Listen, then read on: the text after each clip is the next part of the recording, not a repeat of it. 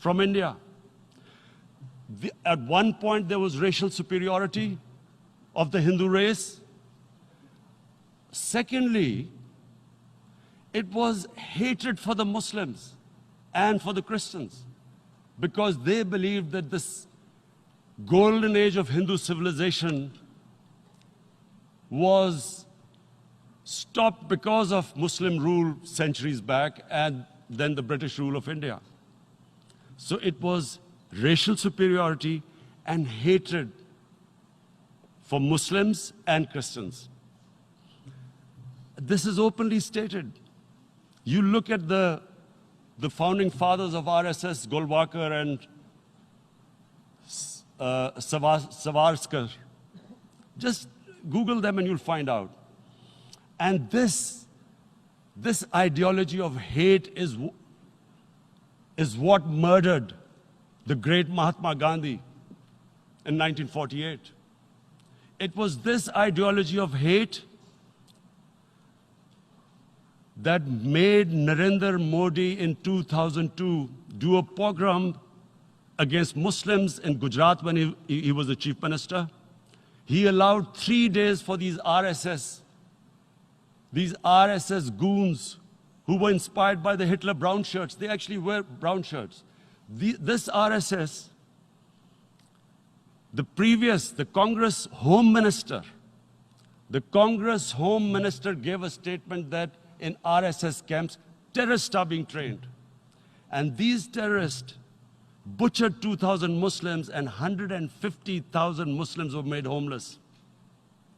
Narendra Modi could not travel to the US because of that.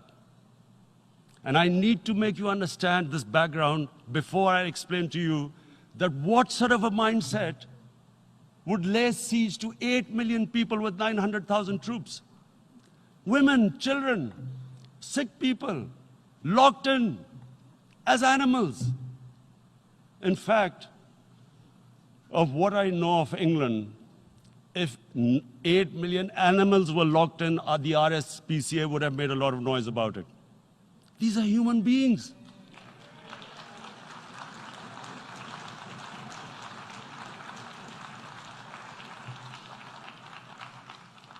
And Mr. President, what comes with racial superiority, these illusions of Aryan superior race, is arrogance.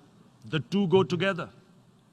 And it's arrogance that makes people make mistakes and do stupid things. Cruel things like what Narendra Modi has done. It's sheer arrogance.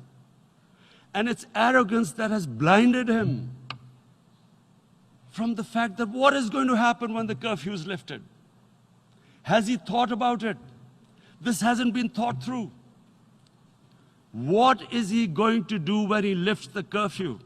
Does he think that people of Kashmir will quietly accept the status quo because India has changed the constitution and taken away the special status? They'll accept that? Mr. President, 100,000 Kashmiris have died in the past 30 years because they were denied the right given by the United Nations, the right for self-determination. 100,000 have died and 11,000 women have been raped. There are 2 human rights, United Nations human rights reports on this. The world hasn't done anything because India is a huge market, 1.2 billion people. Sadly, the material prevails over the human. But this has serious consequences. Again, I repeat, that's why I'm here. Look, what is going to happen when the curfew is lifted will be a bloodbath. The people will come out. There are 900,000 troops there. They haven't come to, as Narendra Modi says, he's done this for prosperity of Kashmir. This is supposed to be for the development. These 900,000 troops, what are they going to do when they come out? There'll be a bloodbath. Has he thought it through what happens then? Mr. President, has anyone thought that what happens when there is a bloodbath? What do you think the impact will have on people of Kashmir? What do you think they will think? The way they have been boxed in their houses, treated like worse than animals, no rights. Thousands of all the political leadership has been arrested, taken out of Kashmir. Even those Kashmiri leaders who were pro-India have been taken out. 13,000 boys have been picked up and taken to God knows which destinations. So what do they think? What will the people of Kashmir do when they lift the curfew? They will be out in the streets. And what will these soldiers do? They will shoot them. They've already used pellet guns, blinded young boys. In the last 6 years, the 5 years, the oppression that has gone on in Kashmir. And so, Kashmiris will be further radicalized. Mr. President, there will be another Pulwama. And guess what? India will blame us. They're already blaming us. They're saying all this is happening because of Pakistan. One of their defense ministers said, there are 500 terrorists lined up on the border to go in. Why would Pakistan send 500 terrorists when there are 900,000 troops? What impact are they going to make? What will they do? And why would? Don't we know that the moment there is some terrorist attack, all that will happen is there will be further cruelty and oppression of the people of Kashmir. We will just give the 900,000 troops to further crush the people of Kashmir. And then we'll give the Indian government an excuse that, look, Pakistan is a terrorist state, and this mantra that has gone on, Islamic terrorism.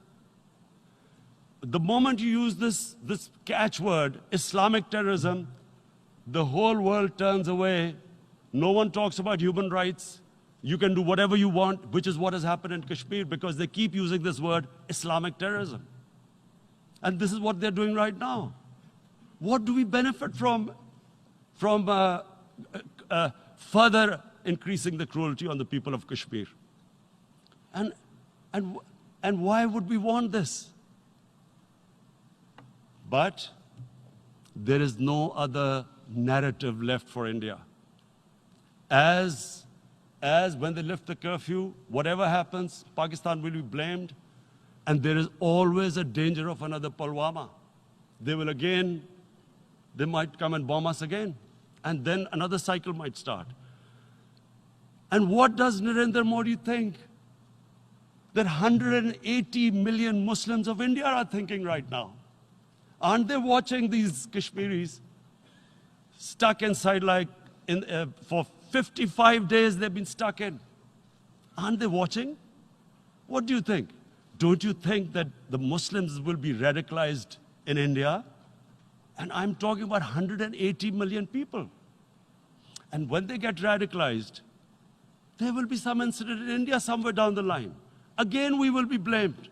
And I'm warning you right now, again, we will be blamed. And Mr. President, what about 1.3 billion Muslims who are watching this? And they know that it is only happening in Kashmir because they're Kashmiri Muslims. This is not happening to Kashmiri Hindus. They know that this is happening because of their religion. So what do you think they will be thinking? What do you think the Jewish community would think if they were, forget 8,000 Jews stuck like this? What do you think Europeans would think? What do we think? I mean, any human community, if their members are stuck like that, what do you think they will think? Are we a children of a lesser God? Is it not going to cause us pain? And then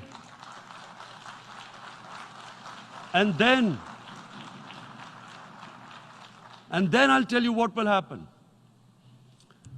People will, in the 1.3 billion Muslims, someone will pick up arms.